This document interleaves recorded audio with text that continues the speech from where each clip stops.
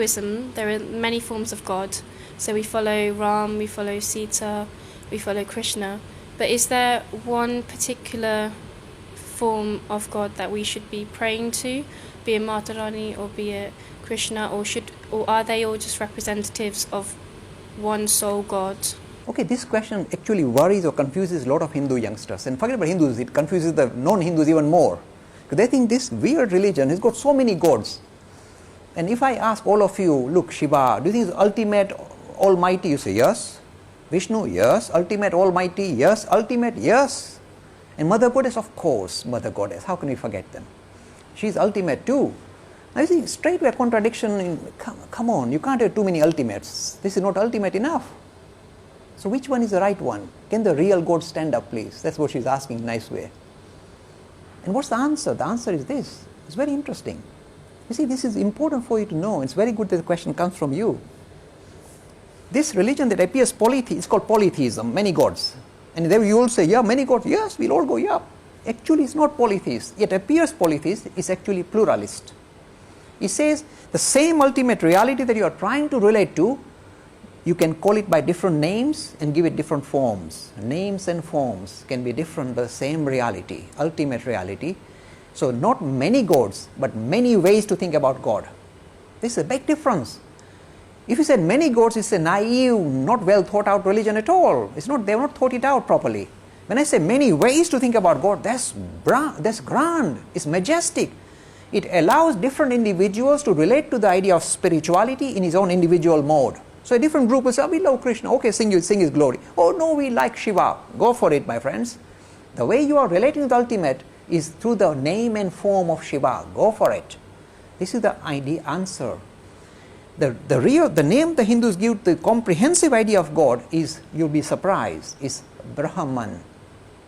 Now the word Brahman, there is no person, like Brahma is a different person, not Brahma. We're talking Brahman, Brahma.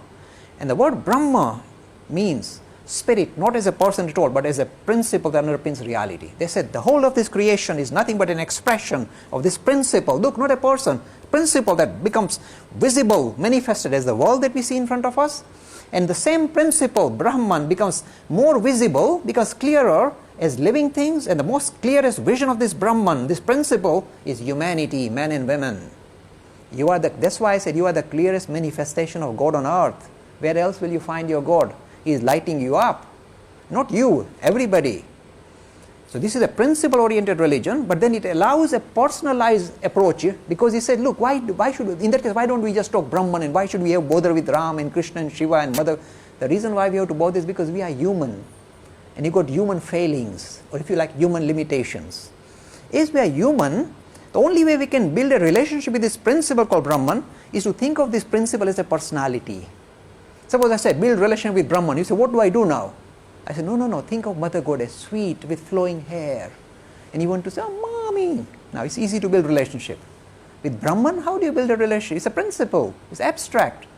When you turn that principle into a personality, then you can build friendship, relationship, like a mother figure, father figure, friend. See, the Hindu religion is the only one that allows you to think of God in a variety of different ways. Not just father in heaven, like Christianity. Mommy in heaven. Why not mommy? Mommy is a sweeter, kinder, cuddlier, less hairy than daddies. Why can't you think of God like mommy? Why daddies all the time? Why fixation? In fact, the Gayatri that you just recited gives you the clue of the Hindu tradition. This is what it translates as, let us meditate on the glorious effulgence of that Supreme Being who has created the universe. May she enlighten our hearts and direct our understanding. She, addressing God as she. The central prayer of the Hindus think God is a woman. See?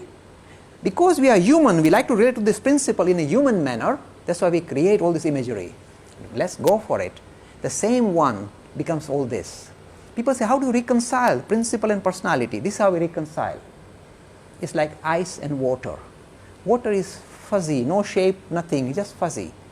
When you freeze it, it can take on different forms.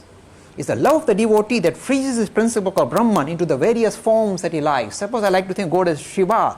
This principle reduces itself and becomes Shiva and comes in front of me and interacts with me. This is Hinduism.